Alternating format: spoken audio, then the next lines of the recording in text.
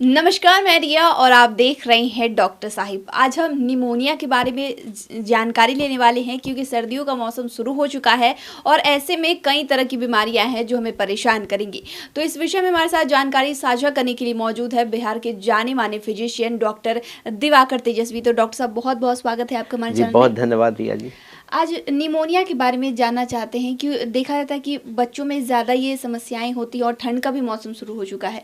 तो इस विषय में मैं चाहती हूँ कि आप हमारे साथ, हमारे दर्शकों के साथ इसके बारे में कुछ बताएं। देखिए, निमोनिया लंग्स के इन्फ्लेमेशन को कहते हैं। जब लंग्स के सेल में सूजन आ जाती है तो उसे निमोनिया कहते हैं।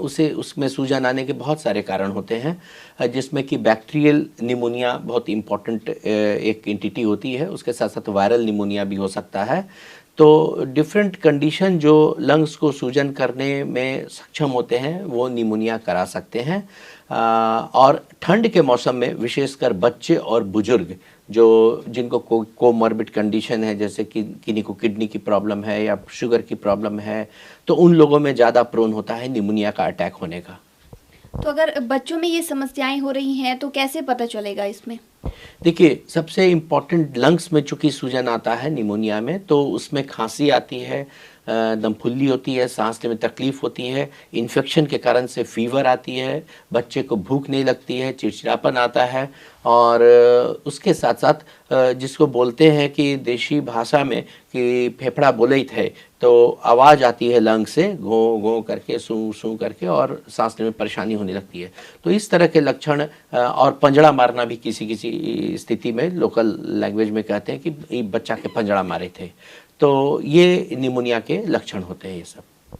तो जैसे पंजड़ा मार रहा है तो उस समय देखा जाता है कि ये समस्या कभी कभी बहुत ज़्यादा बढ़ जाती है। तो किन स्थिति में डॉक्टर को दिखाने की ज़रूरत है जब पंजड़ा ज़्यादा मार रहा है?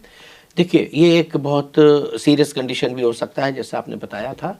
तो ये निमोनिया का जब अटैक होता है छोटे बच्चों में, विशेषकर अगर फीवर ज़्यादा आने लगे और उसे सांस लेने में तकलीफ हो रही है, खांसी बहुत तेज हो रही है, ऐसी स्थिति में उस बच्चे में या बुजुर्ग में भी ऑक्सीजन की कमी होने की संभावना हो जाती है।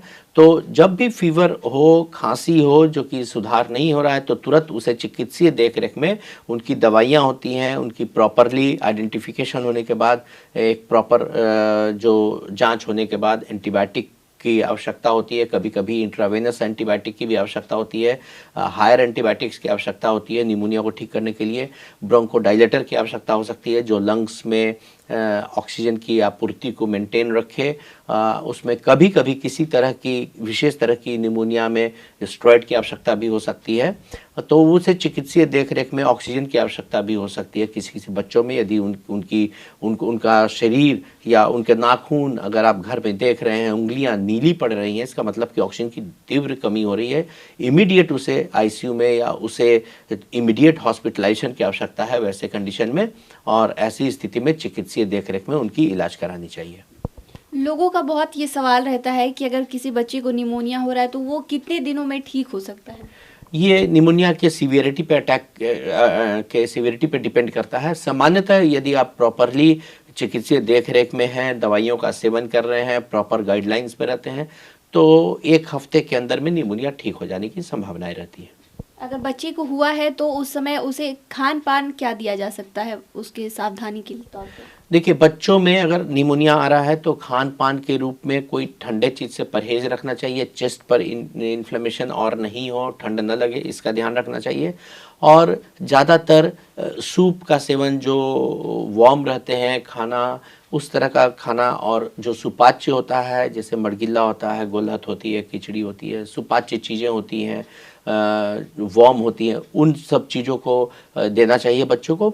और लेकिन जिस घर में जिस भी लोगों को निमोनिया है, उसे निमोनिया का टीका, निमोनिया से बचाव का टीका सभी बच्चों को और बुजुर्गों को अवश्य दिलाना चाहिए। वैसे विशेष बुजुर्गों को जिनको की कोई कोमॉर्बिड कंडीशन है, डायबिटिक है, ब्लड प्रेशर है, कार्डियक इश्यूज़ है, रीनल इश्यूज़ है, किडनी के प्रॉब्लम है, उन लोगों को भी निमोनिया से बचाव का टीका अवश्य दिला लेना चाहिए। तो शुक्रिया डॉक्टर साहब, जो आपने बच्चों में होने वाली निमोनिया के बारे में हमारे साथ जानकारी साझा की, उसके लिए बहुत बहुत शुक्रिया। जी, बहुत धन्यवाद। तो आप डॉक्टर दिवाकर तेजस्वी को सुन रहे थे, जिन्होंने बच्चों में होने वाले निमोनिया के बारे में हमारे साथ जानकारी साझा की है और बताया है कि इसका इलाज क्या है, क्या हम लोग कर सकते हैं।